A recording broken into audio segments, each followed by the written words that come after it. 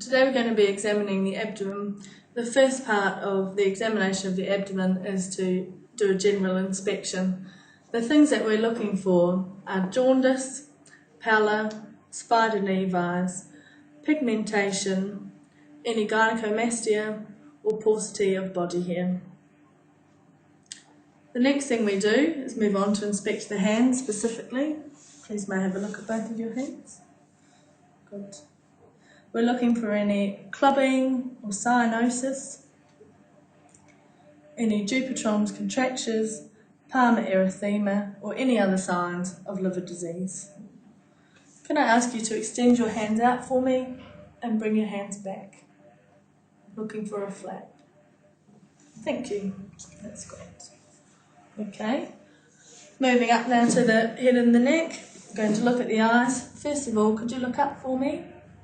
Looking in the gutters for any pallor, looking for icterus, the jaundice of the sclera, and any xanthelasma. Could you open your mouth for me?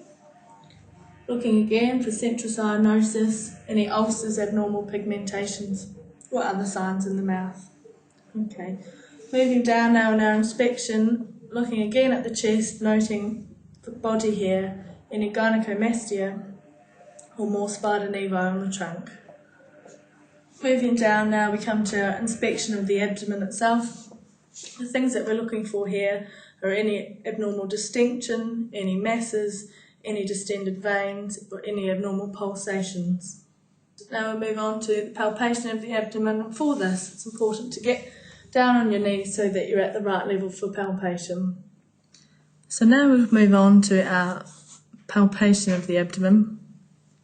Starting with palpation with light touch, asking the patient if they've got any areas of tenderness. Have you got any tenderness in your tummy? No. Can you let me know if anywhere's tender? Okay. Lightly palpating in each of the 9 areas of the abdomen.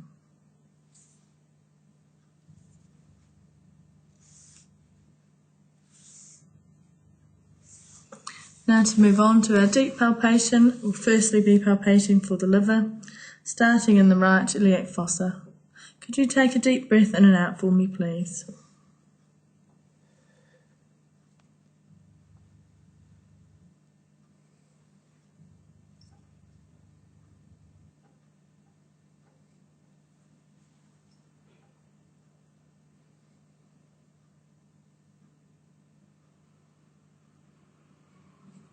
Okay, starting again in the right iliac fossa, moving diagonally over to the left hypochondrium to feel for any enlarged spleen.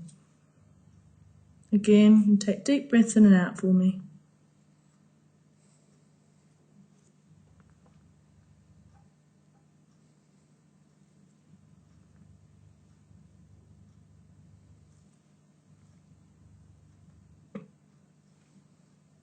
Good.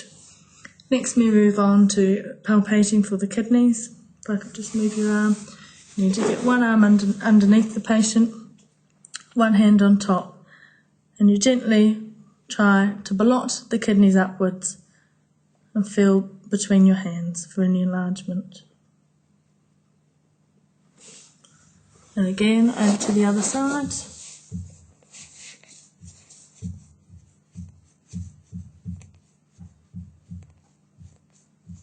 Okay. Finally, palpate for any aortic aneurysm.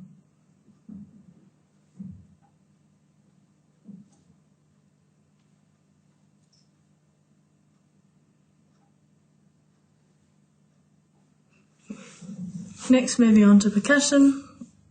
Firstly, trying to percuss out the liver, starting from well below and noting where the bottom edge of the liver is, and percussing down to the top edge of the liver, making a note of the size. We percuss again over the left hypochondrium. Finally, percuss for shifting dullness, percussing in the flank, the note of which should be resonant, If there's any dullness in the flank, ask the patient to roll over on the left-hand side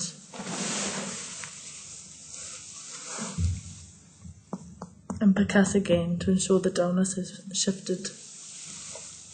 Right, finally we auscultate the abdomen.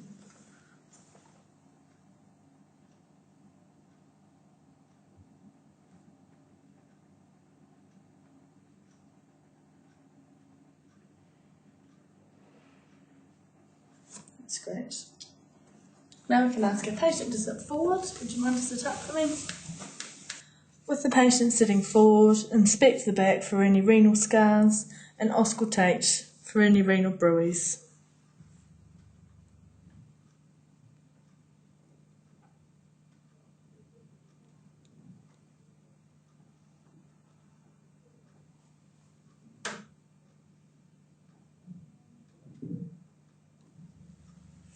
While the patient is sitting forward, we can complete our examination by feeling for any cervical lymphadenopathy.